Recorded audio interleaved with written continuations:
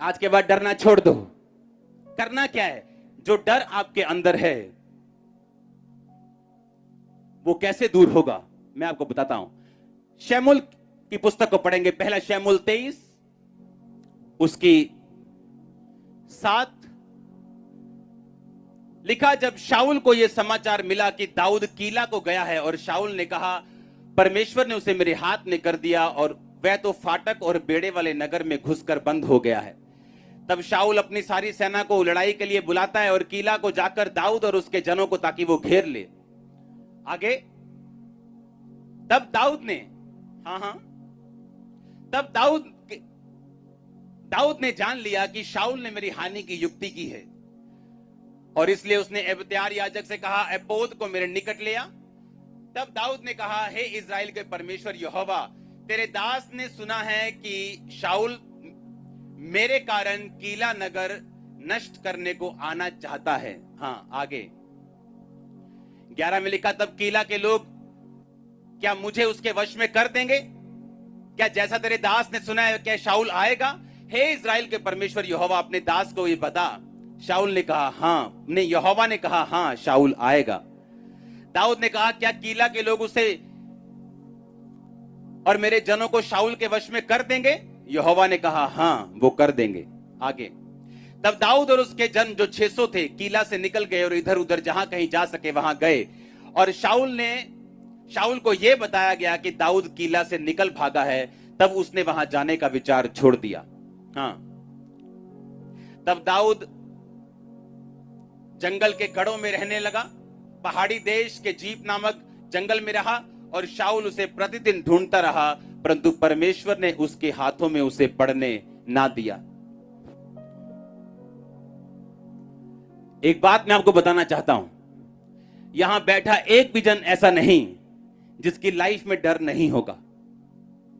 एक भी जन। जब मुझे मालूम है कि डर एक हथियार है शैतान का, और उससे वो इस्तेमाल करता है मेरी लाइफ में काम करने के लिए, तो मेरा काम क्या है फिर? मेरा काम यह है कि मैं शैतान के हथियार को क्या कर दूं? खत्म कर दूं। दाऊद को मालूम होता है कि जिस जगह मैं कीला नगर में हूं, शाऊल और उसके साथी मुझे ढूंढने के लिए आ रहे हैं। और आप जानते, दाऊद परमेश्वर के पास जाके बोलता है, परमेश्वर, क्या शाऊल आएगा? परमेश्वर कहता, हाँ, आएगा। कहता, क्या ये लोग, कीला के लोग जिनको मैंने बचाया है, जो मेरे लोग हैं, क्या मुझे शाऊल के वश में कर देंगे? परमेश्वर कहता, हाँ, कर देंगे। और जब उसे मैसेज मिला कि वो कर देंगे, उसने शूट मारी, वहां से भाग गया। मेरी बात को ध्यान से समझो।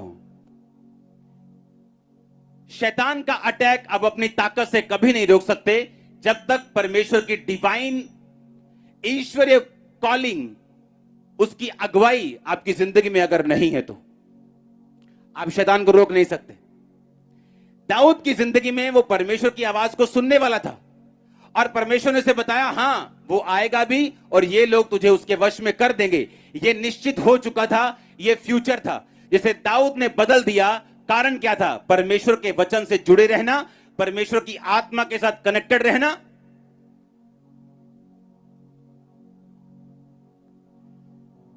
दाऊद कहता है, मैं ना डरूंगा, मनुष्य मेरा क्या कर सकता है? इसका मतलब यह नहीं कि वो नहीं डरता था, डर उसके दिल में था। वो जानता था मौत उसके आसपास मंडरा रही, लेकिन उसने डरना मना करके अपने मुंह से डर के शब्दों को नहीं निकाला, बल्कि वचन को मुंह से निकाला। और जब वचन आपके मुंह से निकलता है, आप डर पर ओवरकम कर जाते हैं। डर आपके दिमाग में है। दिमाग में डर पाप नहीं, दिमागी डर काम नहीं कर सकता जब तक आप उस डर के हिसाब से डिसीजन और स्टेप लेने शुरू नहीं करते। उस डर के हिसाब से जब आप फैसले लेते हैं और स्टेप्स लेना शुरू करते हैं, तब शैतान को मालूम होता है कि जो डर मैंने इसके दिल में डाला हुआ है, अब इस डर के अनुसार इसने काम करना शुरू कर दिए। हालेलुया। कि अगर तू रात को सुबह उठ के प्रार्थना करेगा, मैं तुझ पे अटैक करूंगा। उसने देखना शुरू कर दिया, ये रात को नहीं उठा, अगर तू चर्च में गया, प्रभु की हुजूरी में गया, मैं तेरी फैमिली को तबाह कर दूंगा। उसने देख लिया कि अब ये चर्च में नहीं आया। अगर तूने ये सेवा की, मैं तेरा फाइनेंस खत्म कर दूंगा। उसने देखा सेवा थोड़ी कम कर दी। आपके स्टेप्स बताते हैं, आपके कदम बताते हैं कि आपने शैतान की बात को सुनकर माना या आपने इग्नोर कर दिया। हर एक चीज का वचन, चाहे वो फाइनेंस का हो, वो हीलिंग का हो, वो आपके मन में कोई भी डर क्यों ना हो, अगर वो मौत का डर है, आप वचन बोल सकते हैं, मैं ना मरूंगा वरन जीवित रहूंगा और परमेश्वर के कामों का वर्णन करता रहूंगा। अगर आपको अपने वंश का डर है, आप वचन खोल सकते जहां पे लिखा है, धर्मी का वंश बचाया जाएगा, धर्मी का वंश टुकड़े नहीं मांगेगा।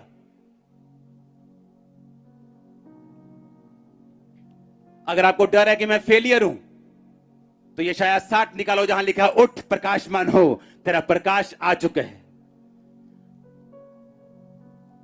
अगर वचन आपके लिए हथियार नहीं, तो शैतान जानता आप उसके लिए एक टारगेट बन सकते हैं, क्योंकि अपने डर के ऊपर अगर आपने ओवरकम करना है, तो वो सिर्फ वचन के साथ किया जा सकता है।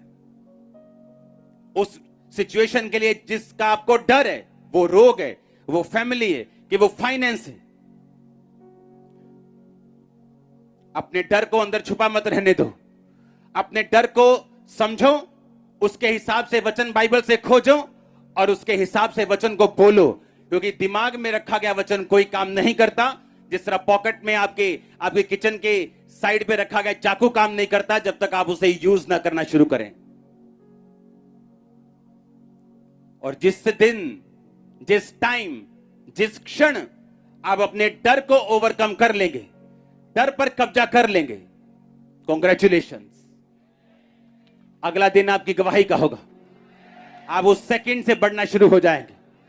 हर वो आत्मा जो डर की आवाज लेके आपकी लाइफ में आती, उस आत्मा को मैं साइलेंस होने की घोषणा करता हूं। मैंने कहा, हर वो डर जो आपकी स्पिरिट के अंदर है, डर को मैं साइलेंस होने के लिए घोषणा करता हूं। आमीन। चाहिए आशीष आपकी चर्च।